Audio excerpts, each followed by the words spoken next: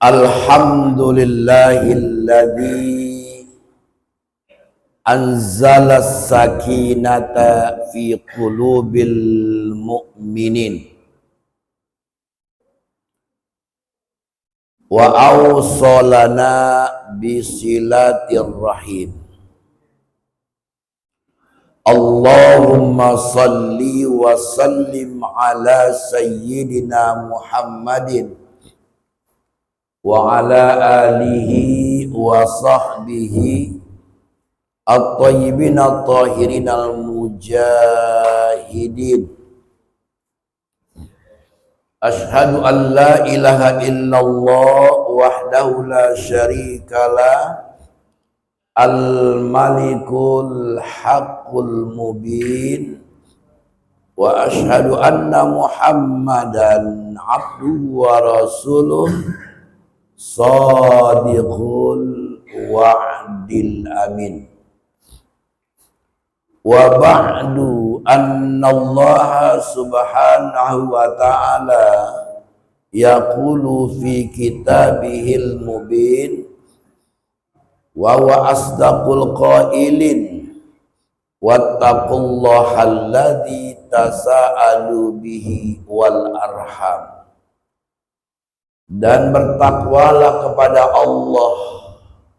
Dengan ketakwaan itu kalian saling tolong menolong, saling bantu membantu, saling peduli, dan saling mempererat ikatan tali kasih sayang. Sadaqallahul azim wa sadaqa rasuluhun nabiyul karim wa nahnu ala dzalika minasyahidin wasyakirin walhamdulillahi rabbil alamin. Ibu-ibu dan bapak-bapak, jamaah sholat subuh Masjid Al-Hidayah, jamaah ta'lim kuliah ba'da subhi, subuh Ahad yang pertama di bulan Januari 2025 berdasarkan kalender Syamsiah.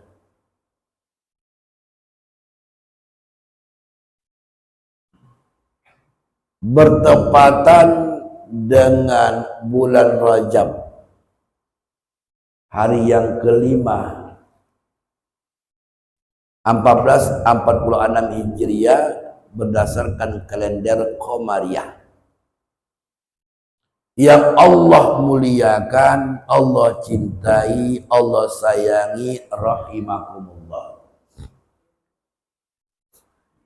Terlebih dahulu Bapak dan Ibu, mari sama-sama kita berterima kasih kepada Allah, bersyukur karena atas izin dan juga redhonya, di samping kemurahannya masih melimpahkan waktu dan kesempatan, kesehatan dan keafiatan sehingga kita dapat hadir berhimpun di Masjid Al-Hidayah ini dalam rangkaian melanjutkan kembali kegiatan rutinitas sebagaimana yang telah diprogramkan oleh BKM Al-Hidayah.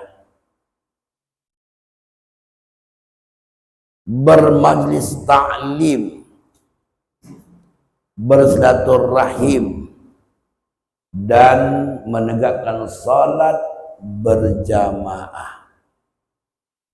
Mudah-mudahan dengan taklim dan silaturahim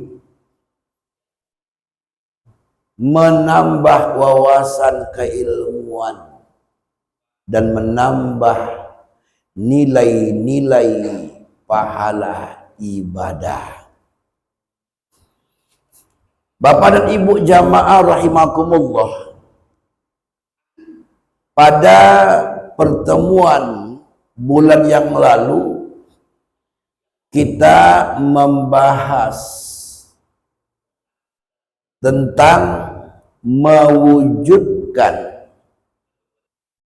manusia yang terbaik berdasarkan Al-Quran dan Al-Hadis.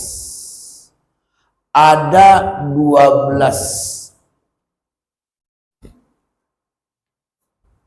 cara untuk memperoleh manusia yang terbaik.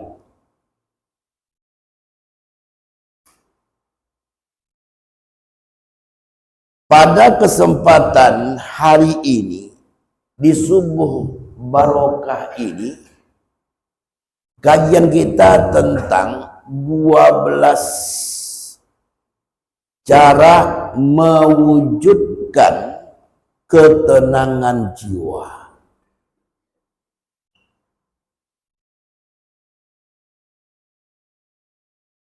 Bapak dan Ibu jamaah,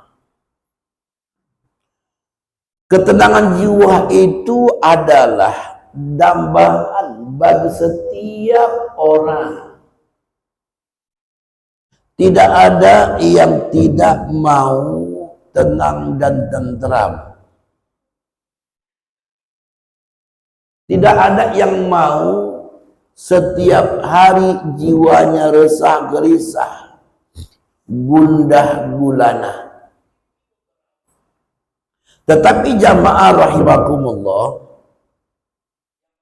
untuk mendapatkan ketenangan jiwa itu,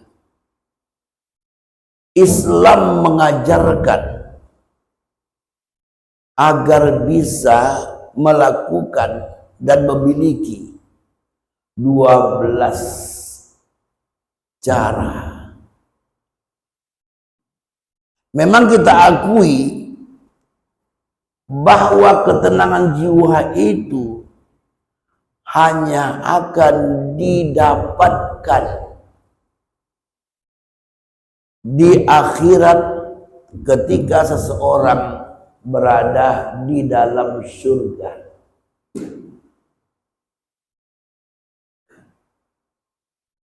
Itu adalah kesepakatan para ulama-ulama. Tetapi kita bisa mendapatkan ketenangan dalam jiwa itu walaupun tidak berkesinambungan, hanya dalam jangka temporer, tetapi bisa berkelanjutan apabila kita bisa terus melaksanakan cara mendapatkan ketenangan itu. Yang pertama, memperbanyak istighfar, mohon keampunan dari Allah. Karena tidak ada manusia ini yang lepas dari kesalahan dan kekhilafan. Sebagaimana satu ungkapan mengatakan, al-insanu mahal khot'i wan nisyan. Manusia itu tempat lupa dan lalai, lupa dan salah. Ketika seorang itu melakukan kesalahan, akan membuahkan dosa, dan dosa inilah yang membuat seseorang itu tidak akan tenang dan tentram. Suatu ketika dalam hadis riwayat Ad-Darimi, Rasul memberikan nasihat kepada seorang sahabat yang bernama Mus'ab. Ya Mus'ab, mintalah fatwa dengan hatimu. Mintalah fatwa dengan jiwamu. Mintalah fatwa dengan jiwamu. Mintalah fatwa dengan jiwamu. Wa innal khaira tuma'ninatun. Sesungguhnya kebaikan yang engkau lakukan itu akan menenteramkan jiwamu. Wa inna sayyi'ata ribatun. Sungguhnya keburukan itu menimbulkan kegelisahan dan kegundaan. Jamaah rahimakumullah, maksud Rasulullah ini adalah setiap perbuatan baik yang engkau lakukan itu akan membuat engkau tenang dan tentram. Karena akan menghasilkan nilai-nilai pahala. Tapi ketika seseorang itu melakukan perbuatan-perbuatan maksiat akan menimbulkan dosa. Ini yang membuat orang gelisah. Wa anistaghfir rabbak, maka hendaklah meminta ampun kepada Rabbmu. Oleh karena itu Bapak dan Ibu jamaah, meminta ampun kepada Allah menurut Imam Al-Ghazali dan Imam An-Nawawi memiliki beberapa syarat. Yang pertama adalah al-qal'u, cabut perbuatan-perbuatan jelek yang ada. Yang kedua, an-nadamu, munculkan penyesalan yang mendalam dalam hati. Wal azmu, bertekadlah untuk tidak melakukan perbuatan-perbuatan buruk itu. Maka ketika seorang itu beristighfar mohon keampunan, maka Allah akan mengampunkan dosa. Bentuk istighfar yang dibaca bermacam-macam. Ada dalam bentuk sayyidul istighfar, penghulunya istighfar. Allahumma anta rabbi la ilaha illa anta khalaqtani wa ana abduka wa ana ala ahdika wa dika mastata'tu a'udzu bika min syarri ma sana'tu wa abu'u laka bi ni'matika alayya wa abu'u bi dzambi faghfir li fa innahu la yaghfiru dzunuba illa anta. Yang kedua ada dalam bentuk istighfar yang dikemukakan oleh Syekh Abdurrahman As-Safuri Asy-Syafi'i dalam kitabnya Nuzhatul Majalis wa Muntakhabun Nafais. Astaghfirullahal azim alladzi la ilaha illa huwal hayyul qayyum wa atubu ilaih. taubata amdin zalimin la yamliku li nafsihi darra wala naf'a wala mauta wala hayata wala nusura. Kemudian ada istighfar juga yang saya dapatkan ketika berada di Masjidil Haram, di dalam bus yang membawa bus sholawat. Astaghfirullahaladzim min kulli dzambin azim wa min kulli maksiatin. Astaghfirullah.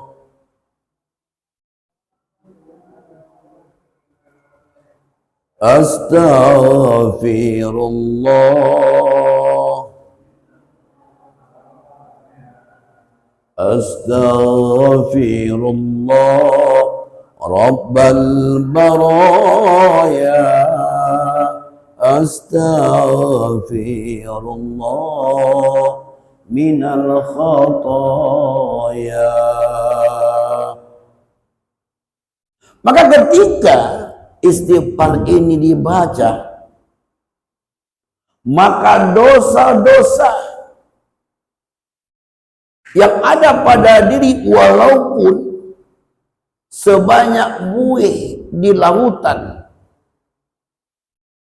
sebanyak pasir di pantai, dihapuskan oleh Allah.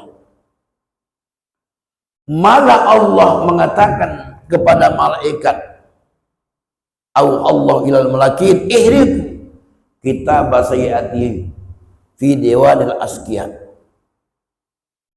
Wahai malaikat, bakar buku catatan-catatan dosa di catatan orang-orang yang celaka. Itulah yang dikatakan Allah kepada malaikat bagi orang yang mau beristighfar. Apalagi kita sekarang ini berada di bulan Rajab. Di dalam kitab Al-Majmu' Syarif, Al-Majmu' Azim, ada namanya istighfar Rajab. Jika dibaca di bulan Rajab ini, maka semua dosa-dosa yang dilakukan selama setahun Allah hapuskan.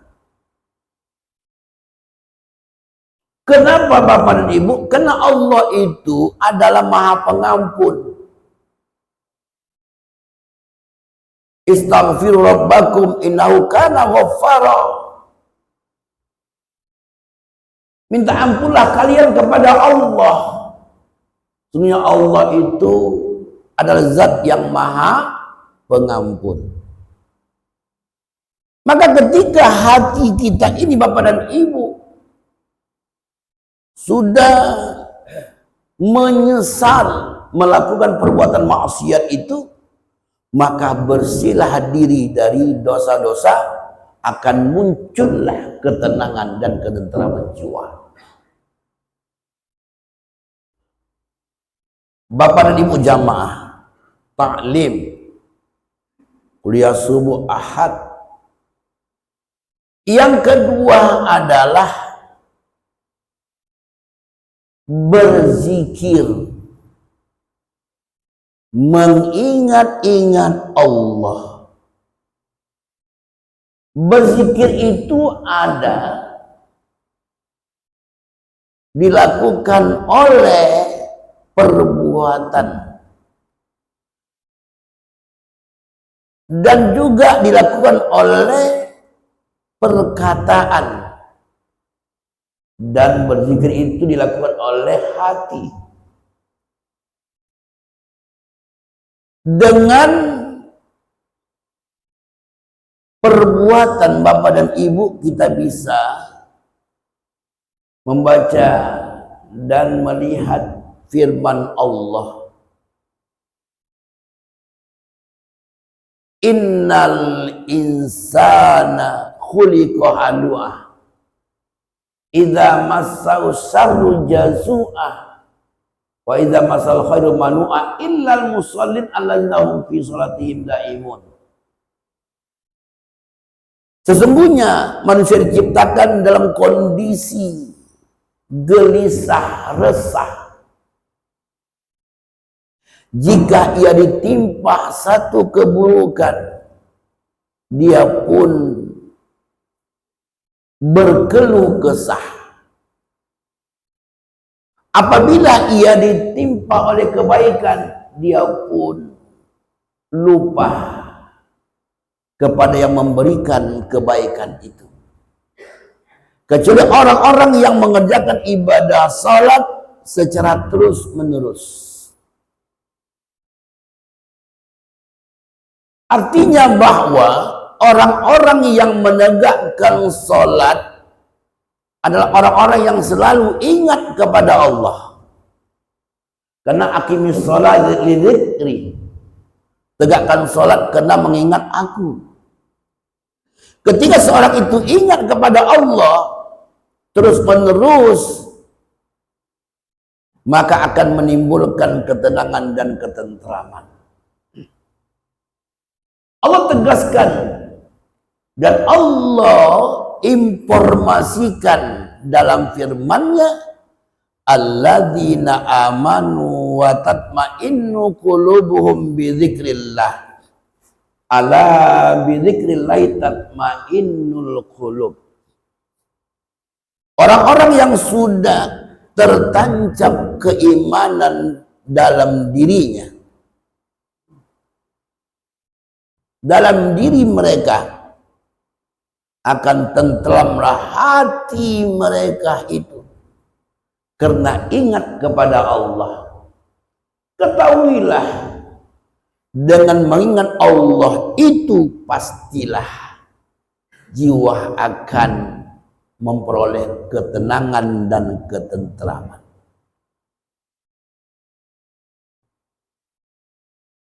Dalam ayat yang lain Allah memerintahkan orang-orang yang beriman untuk tetap memperbanyak ingat kepada Allah, memperbanyak zikir kepada Allah. Ya ayyuhalladzina amanu dzkurullaha dzikran katsira wasabbihuhu bukratan wa asila. Wahai orang-orang yang beriman, berzikirlah kalian kepada Allah sebanyak-banyaknya. Dan bertasbihlah kalian kepada Allah di waktu pagi dan petang. Kalau kita memperbanyak berzikir kepada Allah,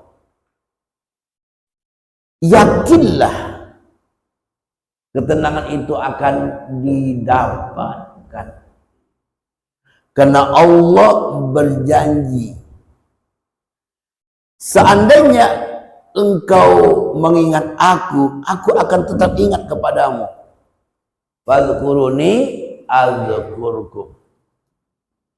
Ingatlah kalian kepadaku, ini perintah, maka aku akan ingat padamu. Tapi jika engkau melupakan aku, maka aku akan melupakanmu. Wala takunu kalladzina nasullaha fa ansahum anfusahum ulaika humul fasikun. Janganlah kamu seperti orang-orang yang melupakan aku, maka aku pun melupakan kalian, melupakan mereka.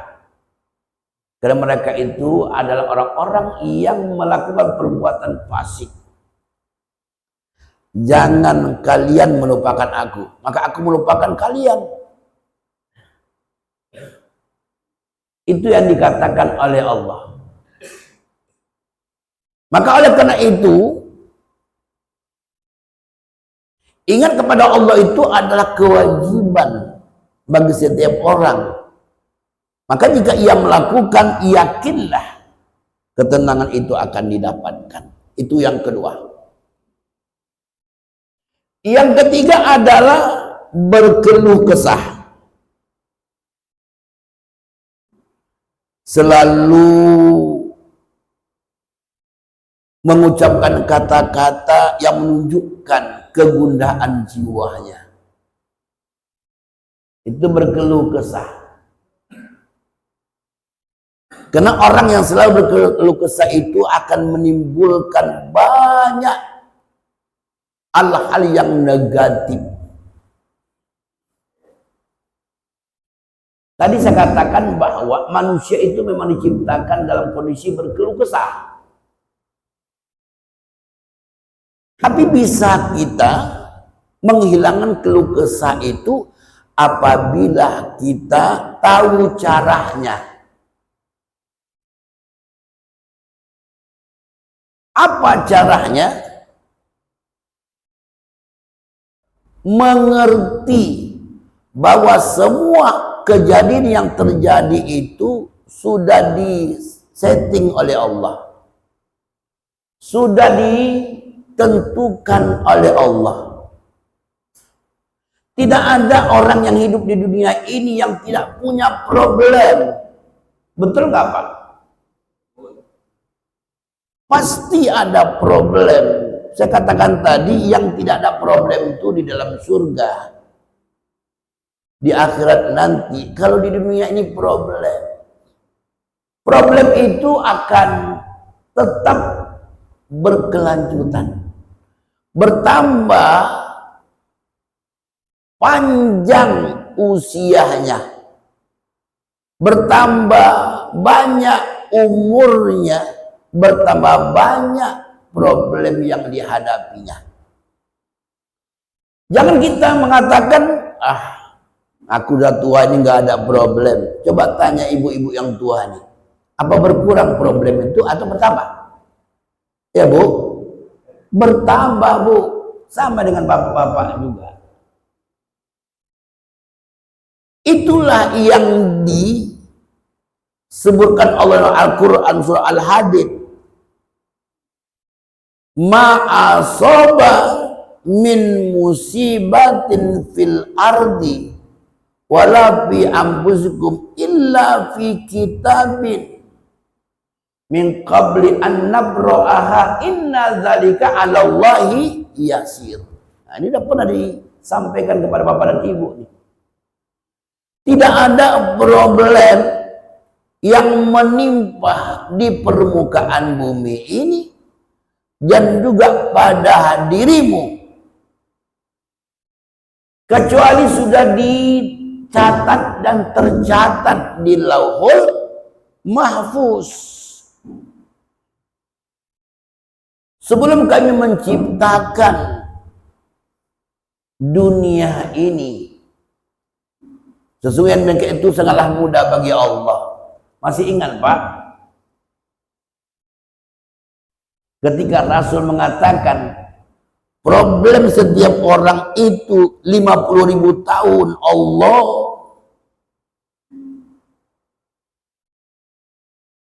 ciptakan sebelum Allah menjadikan langit dan bumi. Innallaha kataba maqadir al-khalaiq qabla an yakhluqas samawati wal ardi 50.000 sana. Ini sudah 50.000 tahun sebelum Allah menciptakan langit dan bumi. Konon lagi kita berada di dunia ini udah berapa miliar tahun sudah dunia ini diciptakan Allah. Karena umur dunia ini sampai saat ini katanya hampir 7 miliar tahun sudah. Jadi kita kan baru hadir, tapi sudah ada ketentuan itu. Maka oleh karena itu ketika kita mendapatkan masalah, kita harus ingat ini masalah sudah ada. Oleh karena itu Rasul mengatakan dengan jelas, kalau ada masalah-masalah yang tidak menyenangkan, hanya satu kuncinya untuk melepaskan masalah itu, yaitu mohon kepada Allah agar masalah yang tidak baik itu diganti dengan yang baik. La yaruddul qada illa du'a. Tidak ada yang bisa merubah ketetapan Allah itu kecuali dengan doa. Maka kita dianjurkan oleh Allah untuk berdoa. Dan surah Al-Baqarah itu biasa dibaca pada bulan Ramadan. Wa idza sa'alaka ibadi anni fa inni qarib ujibu da'watad da'i idza da'an wal yastajibu li wal yu'minu bi la'allahum yarshudun. Ya Muhammad, apabila hambaku bertanya tentang aku, katakan aku sangat dekat dengan hamba-hambaku.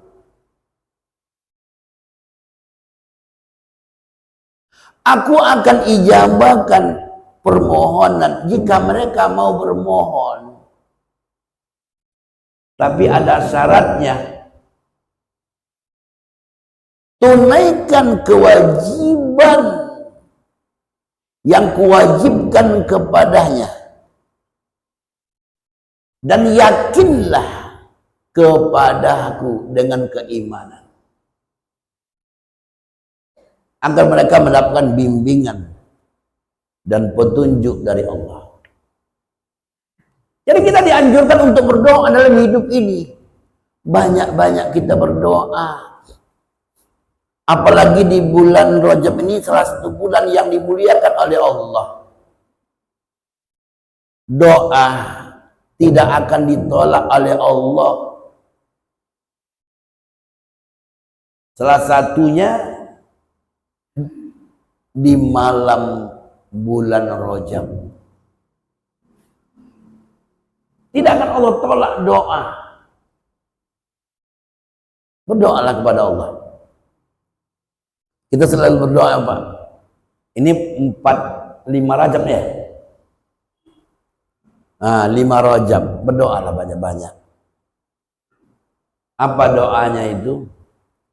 Rabbighfirli warhamni wa tub alayya.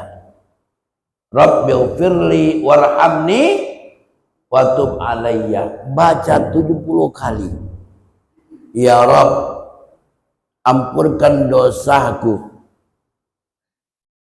berikanlah rahmatmu kepadaku, dan terimalah tobatku.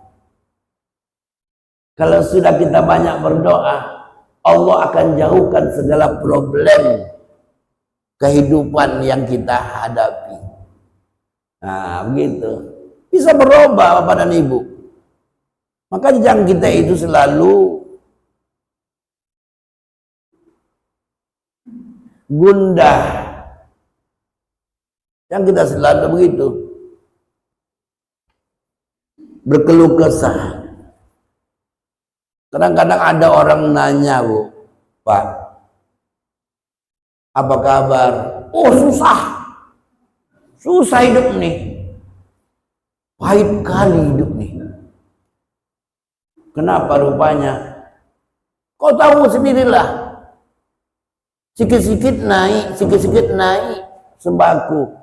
Apalagi pajak 12% pun dengarkan. Sudah nggak jadi. Gimana kalau aku sebagai pengusaha pajaknya tinggi? Pajak listrik bayarnya lebih tinggi. Semuanya lebih tinggi, kayak mana coba? Pajak kereta ditinggikan, tak usah punya kereta lagi. Kadang-kadang lebih mahal pajak ketimbang harga kereta. Nanti bisa begitu.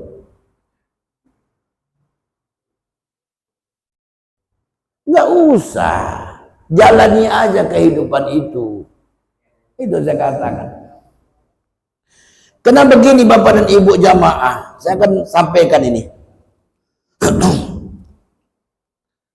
Bahwa orang yang selalu berkeluh kesah itu akan mendapatkan kerugian ya. Ada efek yang akan diperoleh bagi orang yang berkeluh kesah.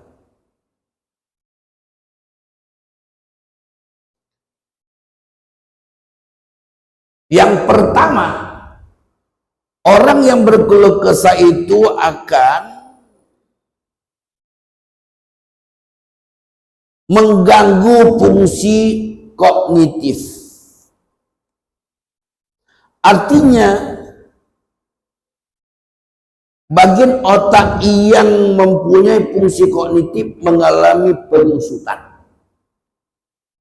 Akibatnya, daya ingat menjadi berkurang. Kalau udah Bapak, daya ingat kita terus menyusut, itu biasanya lupa. Sikit-sikit lupa, dikit-dikit lupa. Marah-marah dia dengan anaknya. Nah, kalian kemana kan ke kacamata emak nih ya? Capek udah ku cari kacamata itu. Padahal kacamata itu udah dipakainya. Kemana kacamataku? Kalian kan kemana? Anaknya pun bingung. Yang mama pakai itu apa? Oh iya, ini kacamatanya rupanya. Coba. Kadang-kadang dia juga ada kunci lemarinya. Ada duit di situ. Kunci itu sebenarnya nggak pernah dia tinggalkan, diletakkannya di tangannya. Karena takut duitnya diambil.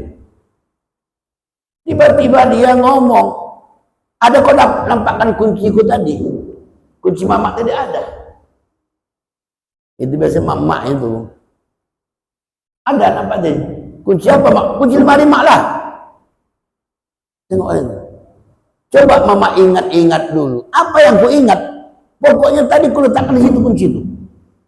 Anaknya lihat di tangannya. Itu yang tangan mama itu ada kunci. Astagfirullahaladzim. Di sini rupanya kunci itu. Cobalah. Susut daya ingatnya. Fungsi kognitif yang selama ini yang menggerakkan daya ingatnya. Lama-lama nanti bisa pikun. Pak. Orang yang selalu lupa itu pikun. Kalau pikun ini dia kembali seperti anak-anak. Tak tahu siapa dirinya lagi. Makanya jangan berkeluh kesah dalam hidup ini. Ya, tiga. Kemudian yang kedua adalah sering berpikiran negatif kepada Allah. Ya Allah, itu jiranku itu kok bisa dia kaya ya? Padahal kerjaannya biasa-biasa saja. Tapi aku ini kok hidupku seperti ini, susah terus menerus. Ah, enggak adil engkau ya Allah.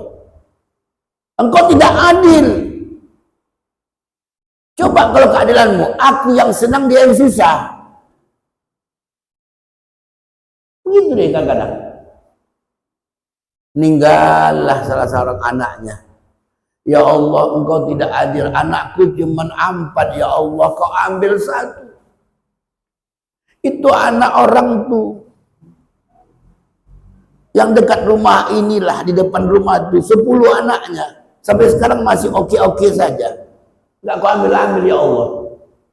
Sebab yang kau ambil mereka itu kami kau usah diambil. Ya, coba Allah diatur.